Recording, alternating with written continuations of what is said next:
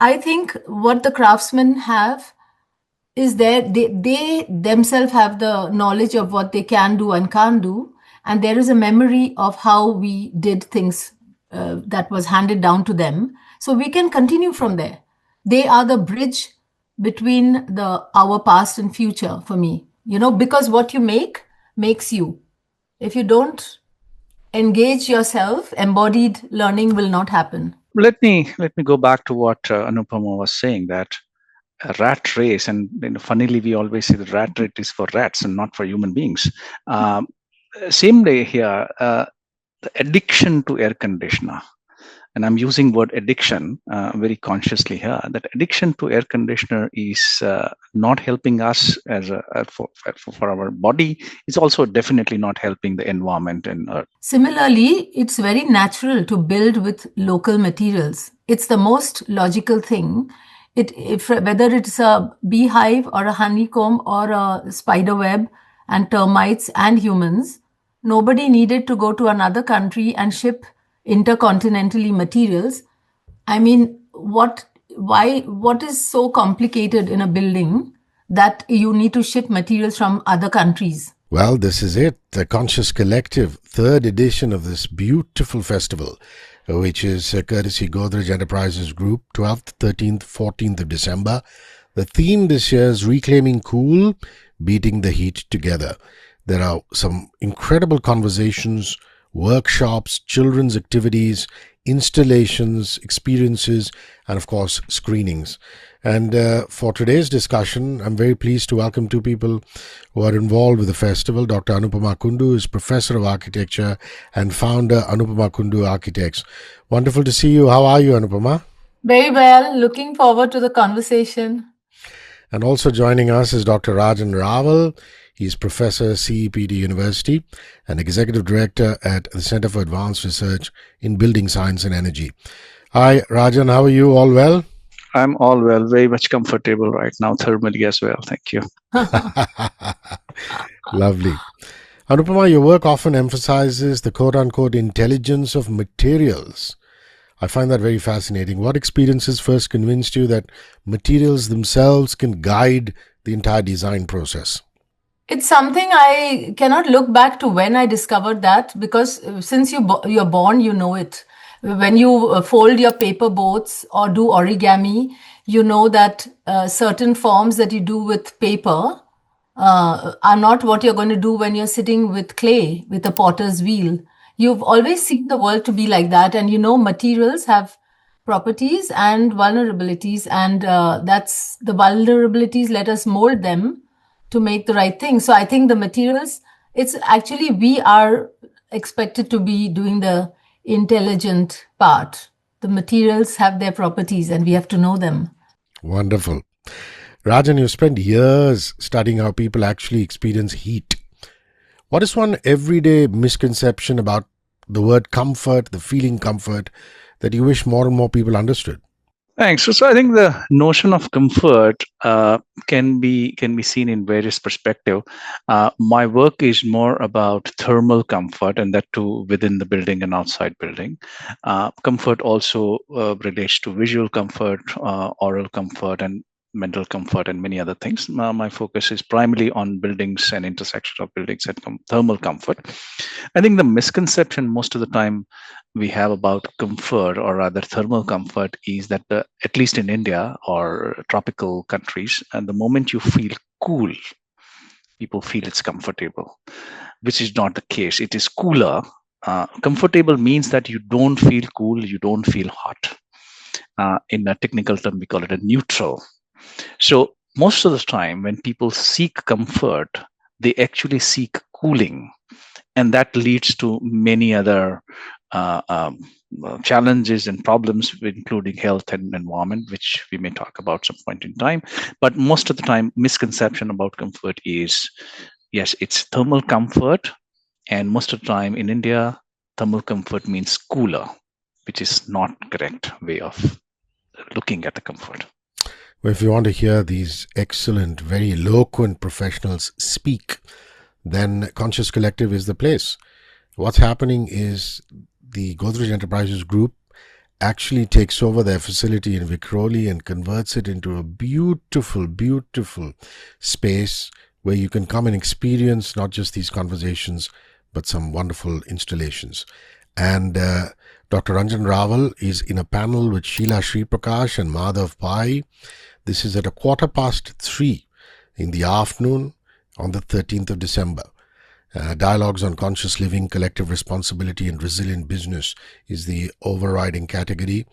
And if you're looking for Anupama, she's going to be in a panel at 4:30 immediately after. The theme being building with local materials. Nuru Kareem, Rajiv Katpalia, Anupama herself are going to be moderated by Asad Lalji. Ranjan's panel, of course, talks about the future of Comfort Collective. Now, I must tell you that entry is absolutely free at the festival. You don't have to pay a penny, but you must register because it's a confined space and you've got to register on Book My Show. And as we speak, registration spots are going out very, very fast. Back to Anupama. Now, you've built so many projects by working closely with craftsmen. How has this collaborative hands-on process shaped the way you think about comfort, especially in hot climates, is what we want to know. So I have worked extensively with craftsmen, but I also worked since childhood with my own hands. Whether it's cooking or whatever, knitting, anything you use your hands for, I have done it. So the reason I have tried to engage craftsmen and the wisdom that they still carry is not so much because of a nostalgia about that, or to romanticize it. And it's not even as if the handcrafting, as said in your question, it's not that handcrafting is going to make things cooler or hotter. But the thing is, craftsmen have a memory of how we did it before these new indoctrinations of technologies will adapt rather than we do the adapting. So in order to find collaborators to realize my projects and visions, I found myself gravitating more towards those who worked with their hands, because like myself, when you worked with your hands, you know what you're talking about. When you just go off in your mental tangent, you think you know something that you actually have no idea about. You don't know the weight, you don't know many things about it. And you create a mystified world in which, in an echo chamber, those others are talking to themselves. So I think what the craftsmen have is that they themselves have the knowledge of what they can do and can't do. And there is a memory of how we did things that was handed down to them. So we can continue from there. They are the bridge between our past and future for me, because what you make makes you. If you don't engage yourself, embodied learning will not happen. It's just some words of others, that you keep repeating. Yeah. True or false. Rajan, your work shows that comfort isn't only created by machines. I want to know simple behavioral or environmental shifts that can help people feel cooler without relying on air conditioning. Yeah, so the scientific definition of comfort says it's a state of mind. And hence, anything which we can deal with our physiology, with our psychology, will make us more comfortable. Not necessarily every time we need to rely on machines like air conditioner. And hence, I will go back to my earlier comment that we don't need to feel cooler, we need to feel comfortable. And the moment you say that you are going to be comfortable, buildings, windows, roofs, everything is going to help you, including the ceiling fans and pedestal fans. More about a behavioral or environmental shift, I think that behavioral wise, as simple as that kind of clothes we wear. If you know that you are entering into the building which is not going to have air conditioner, or even if there is an air conditioner, you want to shut it off, probably you should have an attire which is more conducive to the tropical area or something which can make you more comfortable. Yes, obviously there are some events you have to wear certain things for protocols to be with the fashion and all that is accepted, but largely during the work hours or during in your residences, that's a simple thing which one can do about the clothing part. Similar thing is about environment, that moment you enter the house, and if it is outdoor is comfortable, please open the windows, let the fresh air come in, let the cooler air come in, and delay the start of air conditioner would be required at some point in time, but lesser the better. And these are the simple things one can do in a daily life. I'm very interested in knowing about the value of slowing down in architecture, Anupama. What does slow building offer us?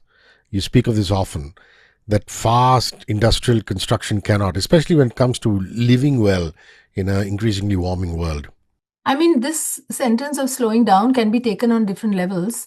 One of them is just, normalizing this rushing about. Basically, what I'm saying is the rat race necessary, because who won? Who wins in the rat race? I mean, a lot, what I am questioning is that if you say, time is money and hurry up, and, just to save the fact that you may need another more hour to think something before you execute it, if you don't invest in the taking time to think, then you are building bigger disasters in a hurry. You're just more rapidly creating ugly things, perhaps. I don't know. But in any case, the question is also, what did you do with all the time you saved? I mean, where is that time gone? People are only ill and stressed and all kinds of things. So I'm not just promoting slowing down for the sake of slowing down. I'm saying that you need to think, some people need more time, others need less. You cannot bypass the time required for the human being to think and take a conscious, judicious action on all the small and big acts on our everyday lives.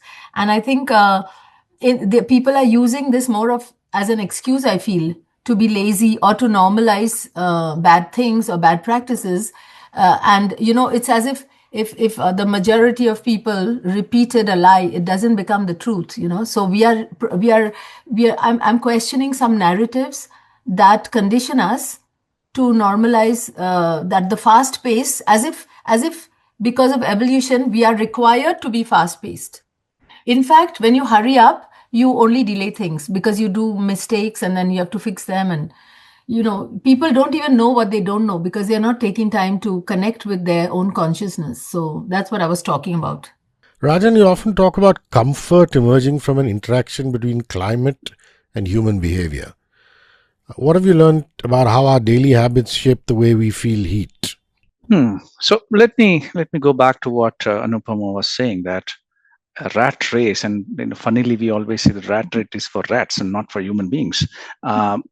Same day here, the addiction to air conditioner, and I'm using word addiction very consciously here, that addiction to air conditioner is not helping us as for our body. It's also definitely not helping the environment and earth. Daily habits, simple, that don't try to operate your air conditioner at 18 degrees centigrade or 22 degrees centigrade when your body does not need so much of cooling. Scientifically, we say that core body temperature is around 37. That means whatever heat which we are building up in our body, for us to remain comfortable, you can keep your room air conditioner, if at all you need to use it, at about 27 degree, 28 degree. Use ceiling fans along with the air conditioner. So point which I'm making here is that access to cooling is important. Having an air conditioner is very much important for productivity and health purpose, but how much should we be using that is on us. And that is where we say that yes, daily habits needs to be of such nature that we don't get addicted to the air conditioner. Anupama, you've shown that sustainable materials are not a limitation, but actually an opening. What surprising possibilities have you discovered when working with local, low-impact materials? I think materials are to call something sustainable material already is a kind of jargon or a standard. It's like a generalization, over generalization. I would say local material. Just like we know that if you eat local, seasonal, it's good. Wear according clothes according to the season, as Rajan said, Similarly, it's very natural to build with local materials. It's the most logical thing. Whether it's a beehive or a honeycomb or a spider web and termites and humans, nobody needed to go to another country and ship intercontinentally materials. I mean, what is so complicated in a building that you need to ship materials from other countries just for existing? This is a very new notion. It has begun with the colonial times of exploitation, of doing mass transfer of materials from one place to another. And it has been normalized in the post-industrial practice and the new regulations that are confining, first of all, the developed countries, who are then making us, somehow influencing us to think that all that is progress. So what I would like to not call it sustainable material. I think all materials are different possibilities and limitations. Some places have only earth. They have built with earth. There were places where, if there is wood, you build with that. If there's ice, you build with ice. The sustainable thing is to use what is local and use the human intelligence plus local material to make the local material transcend its previous limited applications. Because as we evolve, as we know more engineering, perhaps we can play with that, and push the limits. But you don't, I'm advocating that the humans do the thinking instead of ordering materials from catalogs and not asking where anything comes from. People have started doing it, thankfully, for food nowadays, because the illnesses are showing. But on the urban level, illnesses are showing and people are trying to escape into their own world to not accept it. I think we have to call a spade, and like the emperor's new clothes, we need the courage to just say that, what we are doing is completely unnecessary, over designed and ugly, and spoiling things in a hurry. On the contrary, I would say to use local materials, understand the limits. Every material has its properties, and reveal its inherent beauty and transcend its boundaries. That will be something that is deserving of humans, or progressive humans. I would also like to just add, for those who have a bias against local materials, who call a lot of my work, also with all our engineering involved, they call it vernacular, because they just see some brownish materials, wood or clay, and they make a general thing, like as if that's all vernacular, whatever is not steel and glass. These are just confirmation biases that we keep spreading. And I just want to say, local materials, yes, but local material doesn't mean only traditional application. Just like the chefs are doing wonderfully contemporary food experiments with locally grown things. So I would say, to be sustainable, stay local. The good people at the Godrej Enterprises Group actually transformed their campus in Vikhroli into a beautiful space full of immersive experiences. So 12th, 13th, 14th, you will see that transformation. Please go to Book My Show and register yourself. Entry is free, but registration is absolutely essential, because it is a limited space at the end of the day. You will enjoy experiences. There are immersive, mindful screenings, children's activities, especially curated workshops designed to empower tomorrow's change makers. There are curated workshops for those interested in design, architecture, art, and creative exploration. And of course, there are also conversations, dialogues on conscious living, collective responsibility, and resilient business. If you want to hear Rajan speaking, he's on a panel with Sheila Sriprakash and Madhav Pai. The theme being is the future of comfort collective. This is at 3:15 on the 13th. Immediately after which, Anupama is on a panel with Nuru Kareem, and Rajiv Katpalia is moderated by Asad Lalji. That's at 4:30. So get your registrations done right away. Back to the chat with Rajan and Anupama. Uh, India's cities are warming rapidly, Rajan. What is that one principle from your extensive research that you believe must guide future building or neighborhood design? One principle is that we need to recognize that in India we have 5 climate zones. That means what is correct in Chennai may not be correct in Jaisalmer, and what's correct in Ahmedabad may not work in Calcutta. So one principle is that one must understand in which climate we are constructing our buildings or developing our neighborhoods. Certain examples which people, or sometimes people feel that providing a reflective cool surface will work. It will work in some cities very well. It might not work in other cities. Planting trees left, right, center, all around the place may work in certain cities, may not work in certain cities. And when we do that, we also probably need to understand that trees are also living beings. Their health is also equally important. If they remain healthy, they are going to give us much better effective performance. So which tree, where to grow. So simple principle is that please recognize the climate in which you are building your buildings and communities, and then work towards solutions. No one solution is going to work everywhere. All right, last round now.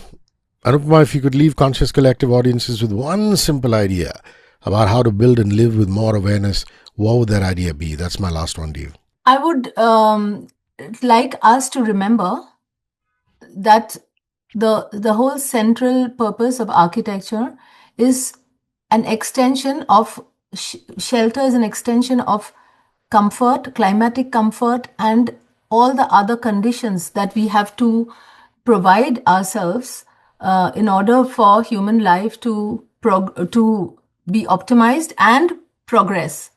So what is happening now is there is a normalization of our alienation to nature, but I don't mean nature externally, our own inner nature. We know very well what environment a tiger needs and a dolphin needs, but we are not paying attention what we need for us to flourish. So I think this idea that that we should, I mean, for me, that the idea of evolution and human progress in the long run has to do with the species doing the adapting. Only in the last few years we have extended the idea of comfort to comfort zone, as in mental, that you don't have to change anything, everything is provided, we are feeling entitled, as if there's a laziness that we have normalized also. And I think it's an exciting thing to actually do adapting, because when we adapt, we evolve. And I'm interested in evolution. I don't like status quo, especially when the status quo is bad. Last one for you, Rajan. Conscious Collective is about rethinking the word cool, the concept cool for a hotter world. From a scientific perspective, what is the most meaningful way we can help people see comfort very differently? I think the answer is in the question itself, that how do we see comfort? And when I see, I'm taking it literally. How do we visualize comfort which we can see? Generally, we see tornadoes, we see floods, we see earthquakes and destruction, but it's to demonstrate heat visually or to demonstrate cool visually is very, very difficult. And I think that is what the cool thing which Conscious Collective is doing, is trying to visualize and trying to make people experience this cool and warmth and hot and stuff like that, which is really, really cool. Nice. Okay, log on to designlab.godrejenterprises.com. designlab.godrejenterprises.com and look for Conscious Collective. You'll get all the details. Listings are also at Book My Show. If you're social media savvy, Godrej Design Lab, at Godrej Design Lab. Lots of updated posts there, and you can follow the festival. I really appreciate your time. Both you good people, Anupama, Rajan. See you at the festival. Thank you. Bye-bye. See Thank you. Thank you so much. And Rajan, lovely meeting you and hearing your thoughts like this. We'll see you in Mumbai. Looking forward. Same here. Thank you. 94.3 Radio 1.